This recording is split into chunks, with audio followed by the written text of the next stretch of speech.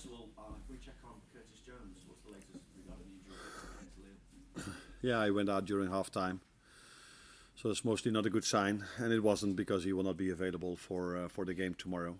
And yeah, the rest we have to wait and see how long it's going to take. I'm not expecting months, of course, or not of course, but I'm not expecting months.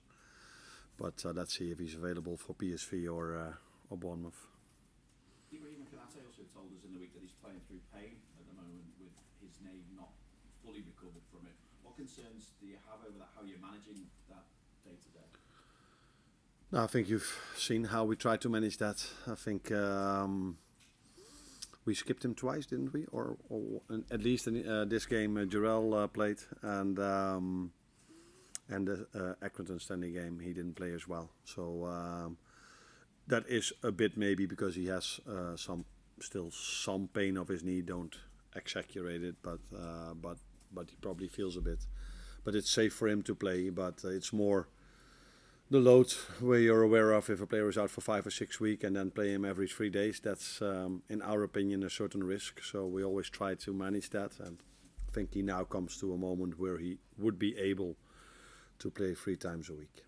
Ipswich was your first game in charge. I think back then there wasn't the expectation that you were going to win the Premier League. I think certainly outside the club there seems to be the expectation now that Liverpool are going to win the Premier League this season. So what difference do you see in your side now compared to that first game against Ipswich, if any at all? No, not a lot, but the fact was that I only worked with 13 to 14 players for 1.5 weeks back then. So there's not been said about sometimes how difficult it is to come in the middle of a season and try to work with a new team with the schedule we are having.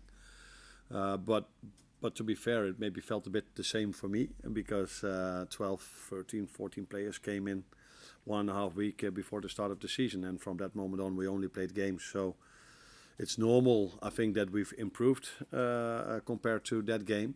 Although especially the second half performance was something that was quite similar to the performances I see currently.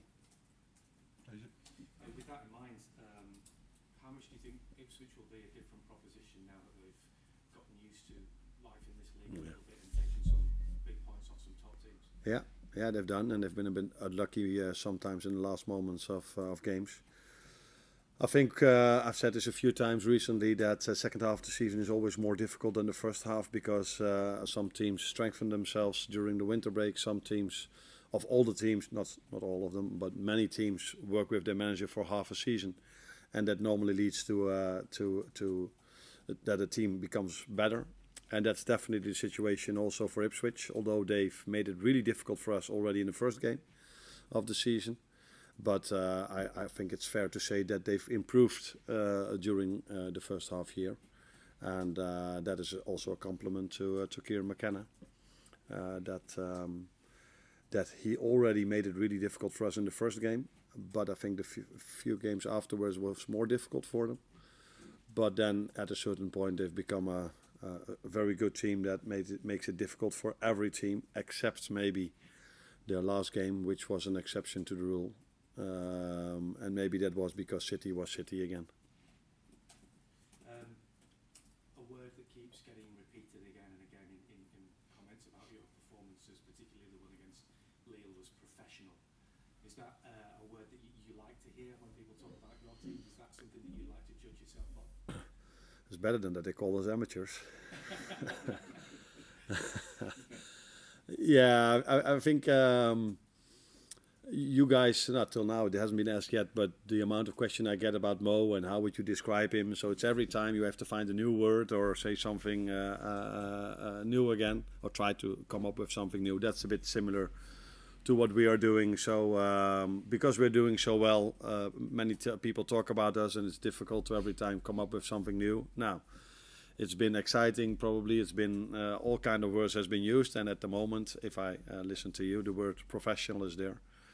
I don't exactly know what that might mean then. Does this mean that we are controlling the game, or okay, yeah. Doing everything very business-like, no errors anywhere. Okay, yeah, I don't know if it's meant positive or negative. What I see is that we've got a lot of ball possession, that we dominate and control every single game. In every single game, we've got more chances than the other team. In every game, we deserve to win, or if we don't win, we would have deserved it. Except for one game, maybe, and I've said it many times. That was the Chelsea game, where maybe a draw would have been more fair.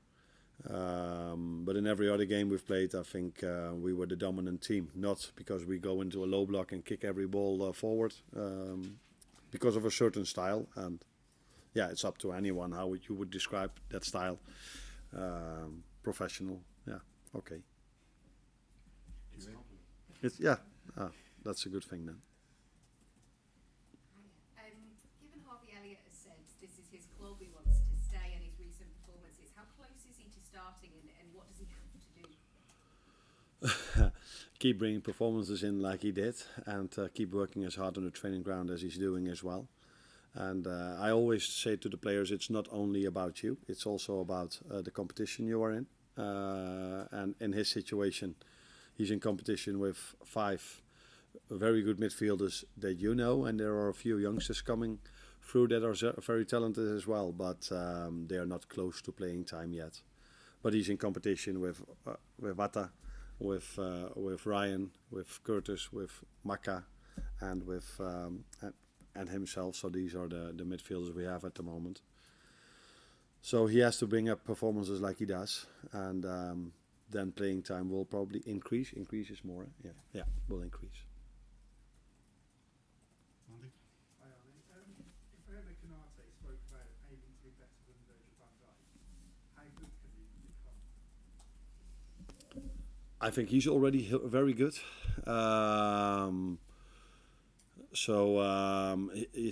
It's a centre back that without him even touching the ball, you already feel quite impressive, because he's so strong and tall.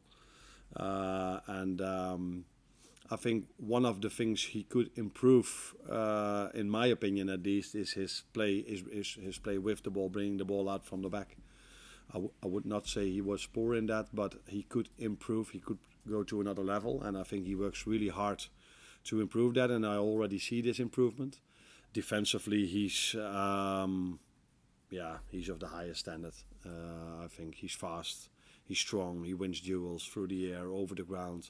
He can cover for his teammates as well if needed. He can play 1v1 with a lot of space in his back. So defensively, there's not a lot he could or can improve. But bringing the ball out from the back, which is not his single job, it's also his teammates that he needs for that, was something we've worked on a lot, and we still keep on working a lot. Not only with him, but with the others as well. Because from all the ball possession we have, we would like to create even more chances than we are doing now. And that starts from bringing the ball out from the back. Carl? Andy Robinson has been first choice left back for a long time in his club. There's been a lot of rotation in that position this season. Is that just managing workloads, or is it a sign that Costas' level is starting to improve and provide even more competition? I think both. If Costas was on a completely different level than Robbo, then it would not be smart to rotate in that position or manage the load, because then you drop so far in quality that could be a risk. But I don't know what Costas' situation was last season. Yeah, I know that he didn't play a lot, but I don't know where he was at which level. But from the moment I came in our tour in the United States, he did really well. So he's proved that he can play in the left full back position as well. And since we've got now 2 good options, in my opinion, you indeed see that we are managing loads and rotate in that position quite a bit. Yes, that's true. Hi Arne. When Ipswich went to the Emirates earlier this season, Arsenal ended up with 84% possession in the first half. You've spoken just now about the idea of wanting to turn more possession into chances. When a team is so happy to surrender the ball, what's the key to doing that, putting them under pressure by actually having attempts on goal?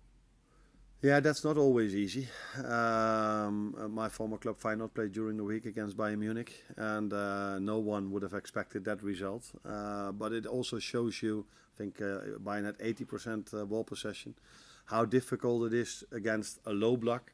If a low block works that hard, as Feyenoord did, and Ipswich did as well, to create chance after chance after chance. I think you also see this in back in the days when my assistant John Heitinga played for the Dutch national team, when they then played Gibraltar, or not to compare Feyenoord or Ipswich with Gibraltar, but even lower level like Gibraltar, if they went to a low block, it was 10-0.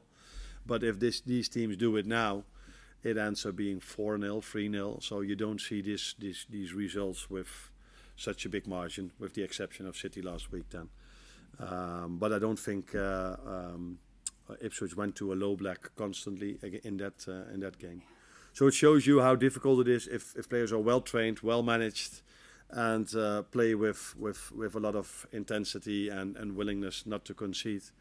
How difficult it is to score goals against any team in the world, let alone against a Premier League team. I think we faced this against United. We faced this against Forest. We faced it a bit against against Brentford as well. These low blocks.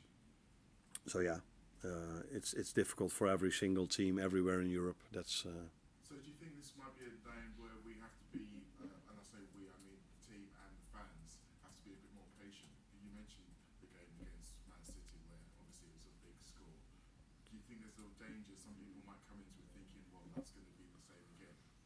No, that is difficult for fans, and my father is a fan as well, and when I call him after the game, he can also say, it wasn't as exciting as other games of Liverpool when he watched the game against Lille. And then I have to try to explain him that these games you can easily lose if you're starting to force all kind of difficult balls. But he's not always agreeing with me then. But as a manager, I was quite happy with our performance against Lille, because they were a team that are so well organized and so much control. And I think there was one moment in the game I can remember that Curtis tried to play it at the halfway line, a bit of a ball that was in a bit of risk, and we lost that ball and they counter-attacked us. So that's the risk you have if you play against a low block team. Forest is probably the best in the league if you play these stupid balls, which I call stupid balls, which my father would love to see us playing a bit more.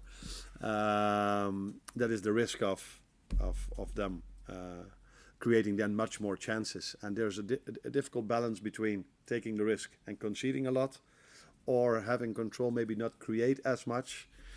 But against this team, going 1-0 down, like we've seen against Forest, is even a bigger problem than if you are, especially against a low block.